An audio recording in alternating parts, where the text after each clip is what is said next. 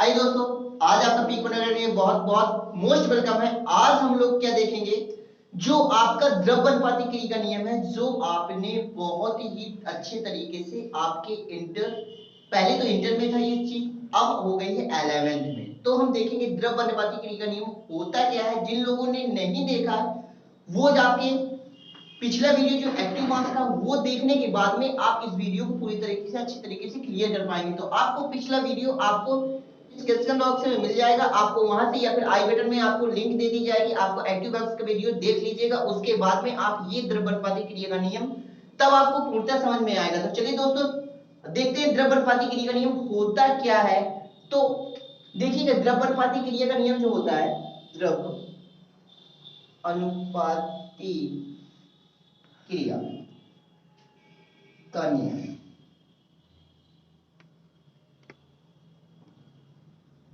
ठीक है बेटा।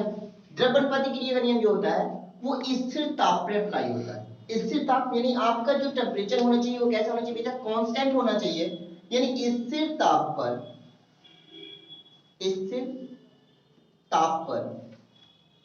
ठीक है, यानी टेम्परेचर क्या होना चाहिए, कांस्टेंट होना चाहिए। स्थिर ताप पर किसी पदार्थ की क्रिया करने की दर, किसी पदार्थ की क्रिया करने की दर उसके एक्टिव मास के अनुक्रमानुपाती होती है। ये है मेन उसका लॉजिक। स्थिर ताप पर किसी पदार्थ के क्रिया करने की दर, क्रिया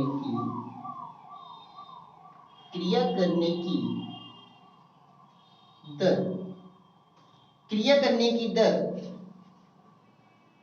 उसके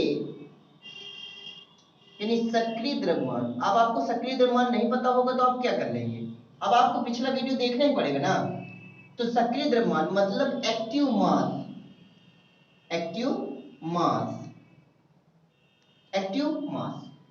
के अनुक्रमानुपाती होता है। के बेटा क्या होता है, के अनुक्रमानुपाती होता है। क्या होता है बेटा, के अनुक्रमानुपाती। ये कैसे थे, समानुपाती होता है।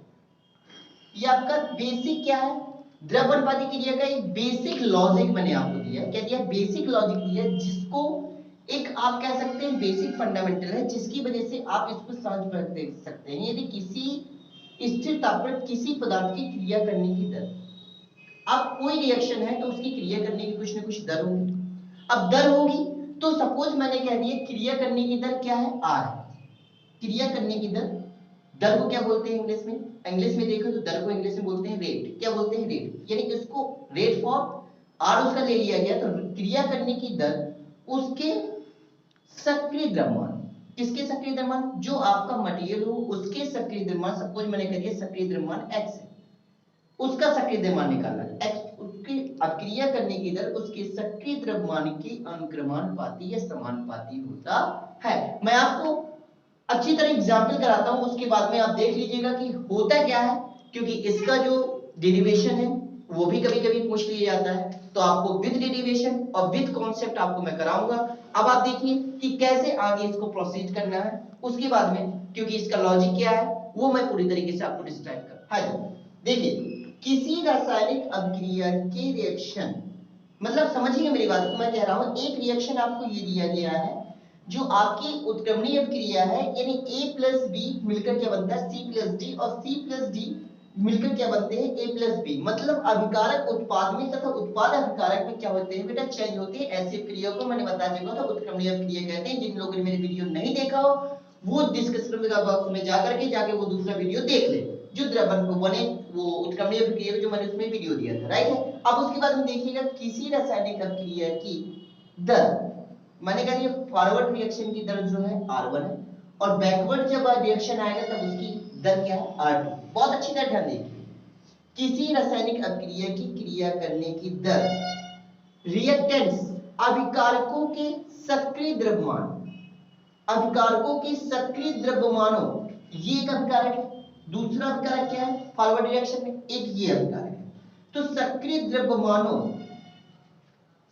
अभिक्रिया करने की दर सक्रिय द्रव्यमानों की गुणनफल, सक्रिय द्रव्यमान, इसलिए द्रव्यमान नहीं लिखा मैंने, द्रव्यमान यानी इसका भी द्रव्यमान और इसका भी सक्रिय द्रव्यमान, दोनों के सक्रिय द्रव्यमानों के गुणनफल, दोनों के बीच में कौन सा साइन है बेटा, मल्टीप्लाई, दोनों द्रव्यमानों के सक्रिय द्रव्यमानों के गुणनफल के अनुक्रमानुपाती होता है या समानुपाती होता है। तो देखिए मैंने यही चीज लिखी हुई है कि फॉरवर्ड रिएक्शन की क्रिया करने की दर R1 है, समानुपाती है किसके, जो रिएक्टेंट्स हैं, रिएक्टेंट्स के सक्रिय द्रव्यमानों के गुणनफल, सक्रिय द्रव्यमानों के गुणनफल के समानुपाती, तथा जो बैकवर्ड रिएक्शन जब आएगा, जब ऐसी क्रिया आ जाएगी तो ये अभिकारक बन जाएंगे और फिर क्या बन जाएंगे, ये बेटा उत्पाद बन जाएंगे बैकवर्ड रिएक्शन में। अब तो देखिए बैकवर्ड रिएक्शन में मैंने रिएक्शन बोल दिया, जो अभिक्रिया करने की दर है वो क्या है, R2 है, मैंने अब कहा अभिक्रिया जो क्रिया करने की दर है वो अभिकारकों की, ये अभिकारक बन गए, अभिकारकों के सक्रिय द्रव्यमानों के गुणनफल की क्या होता है बेटा, समानुपाती होता है या अनुक्रमानुपाती होता है ये।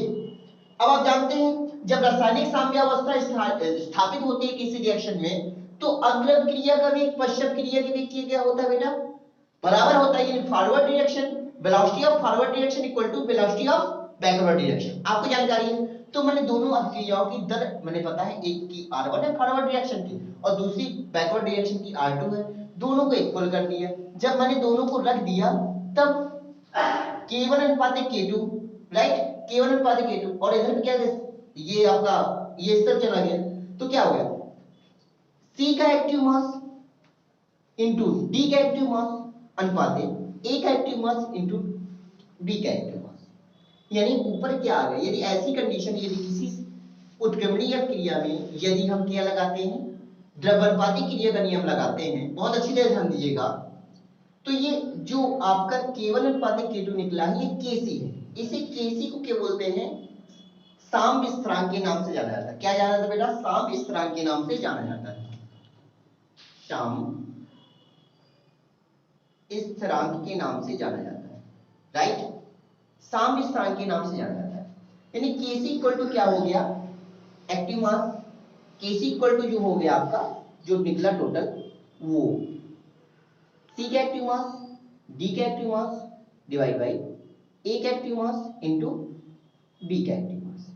अब आप कह सकते हो जो साम्य स्थिरांक, इधर से क्या पूछा जाता है, साम्य स्थिरांक की लैंग्वेज क्या, तो साम्य स्थिरांक की लैंग्वेज क्या बनेगी, उत्पादों के सक्रिय द्रव्यमानों का गुणनफल, उत्पादों की, ये उत्पाद है कि नहीं बेटा, और ये क्या है आपकी अधिकारक है, तो कहेंगे उत्पादों के सक्रिय द्रव्यमानों का गुणनफल तथा अभिकारकों के सक्रिय द्रव्यमानों के अनुपात को क्या कहते हैं बेटा, रासायनिक साम्यावस्था कहते हैं। मैं आपको अच्छी तरीके से इसके बाद में आप देख लीजिएगा, मैं आपको लैंग्वेज भी अच्छी तरह से लिखवा दे रहा हूं, उसके बाद में आप नोट डाउन कर लीजिए। जिन बच्चों ने आपका स्क्रीनशॉट नहीं लिया हो वो स्क्रीनशॉट भरपूर ले ले, उसके बाद में आपको ये कंटेंट अपनी कॉपी पे जरूर लिखना है ताकि आपकी जो 11th का है वो अच्छी तरीके से, और 12 वाले बच्चे भी बहुत विशेष तौर पे ध्यान दें क्योंकि आने वाले जो उत्क्रमणीय जितने रिएक्शन है आपके टोले में लेंगे वो सब में द्रव्यपाती क्रिया का यूज होगा, उसमें साम्यावस्था की कंडीशन भी जनरेट होगी, ये सब चीजें बहुत विशेष तौर पे ध्यान दें।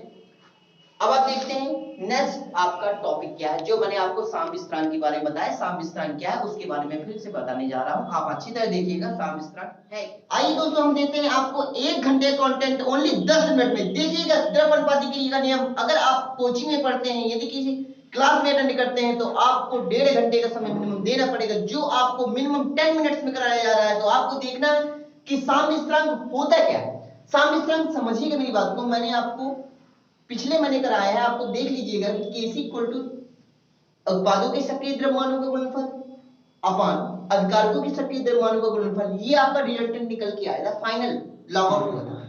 उसके बाद में एक साम्य स्थिरांक इक्वल टू निकल के आया था K1 अनुपात K2, यानी अग्रभ क्रिया का जो वेग स्थिरांक है ये पश्चात क्रिया का वेग स्थिरांक है, कह दिया जाए ये अग्रभ क्रिया का वेग स्थिरांक है,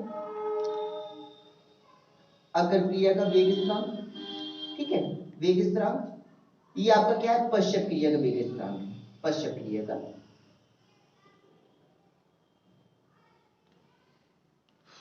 वेग स्थिरांक, ठीक, समझिएगा मेरी बात को अच्छी तरह समझिएगा।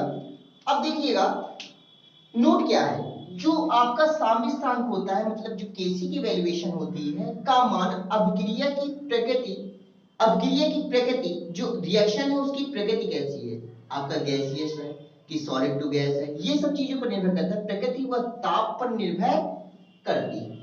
राइट, ये नोट में आप लोग को रखना है, क्योंकि प्रकृति तथा ताप, किसी रिएक्शन का यदि हमें टेम्परेचर नहीं मालूम कि कितने डिग्री सेंटीग्रेड पर ये मेल्ट होगा, कि आपका ये सॉलिड कंडीशन में जाएगा, तब तक हम उस पर रिएक्शन पे कुछ एक्शन नहीं ले सकते हैं। उसके बाद में देखिएगा इसको साम्यस्थांक को कैसे आप डिफाइन करेंगे, ये आप देखिएगा स्थिर ताप पर। मैंने आपको बताया कि द्रवण प्रतिक्रिया को सॉल्व करने के लिए या इस साम्यस्थांक को सॉल्व करने के लिए आपको टेम्परेचर क्या रखना पड़ेगा, स्थिर रखना पड़ेगा, क्योंकि मेन चीज क्या है बेटा, ताप। यदि आप ताप स्थिर रखते हैं तो पूरी लैंग्वेज को आप अच्छी तरीके से बना पाएंगे। तो देखिए आप देखते हैं क्या होता है कि स्थिर ताप पर किसी गैस की उत्क्रमणीय अभिक्रिया में पॉसिबल है चीज, स्थिर ताप पर किसी उत्क्रमणीय अभिक्रिया की अग्र अभिक्रिया का वेग स्थिरांक, और विपरीत अभिक्रिया बोल सकते हैं या पश्च अभिक्रिया भी बोल सकते हैं। विपरीत अभिक्रिया के वेग स्थिरांक के अनुपात को क्या कहते हैं बेटा, साम्यस्थांक कहते हैं। ये आपका मेन लॉजिक हो गया। उसके बाद में आप देखिए क्या होता है, उसको आपको सेकंड तरीके से आप कैसे आप उस लैंग्वेज को बना सकते हैं। मैंने आपको सेकंड तरीका भी लिखा हुआ है। स्थिर ताप पर किसी गैस की उत्क्रमणीय क्रिया में उत्पादों के ऊपर क्या लिखे बेटा, उत्पादों के सक्रिय द्रव्यमानों का गुणनफल तथा अभिकारकों के सक्रिय द्रव्यमानों के गुणनफल के अनुपात को, मैंने आपको पहले ही बताया था, मैंने आपको लिखवाना था, मैंने आपको लिखवा भी दिया है। जिन अभिकारकों के अनुपात को क्या कहते हैं बेटा, साम्यस्थांक कहते हैं। मैंने आपको ये पूरी तरीके से लिखा दिया। अब मिलते हैं आपको नेक्स्ट वीडियो में। हम दोस्तों, यदि आप मेरे चैनल में नए आए हैं तो चैनल को सब्सक्राइब करें और बेटा शेयर करना मत भूलें। जो भी स्टूडेंट अपनी मतलब की तैयारी कर रहे हैं या आपकी क्लास 11th में या 12 में जाने लगा है, इसके बिना आपकी केमिस्ट्री क्या है, अधूरी है। तो आप इस वीडियो को लास्ट तक जरूर देखें ताकि आपको अच्छी तरह पूरा कंटेंट समझ में आए।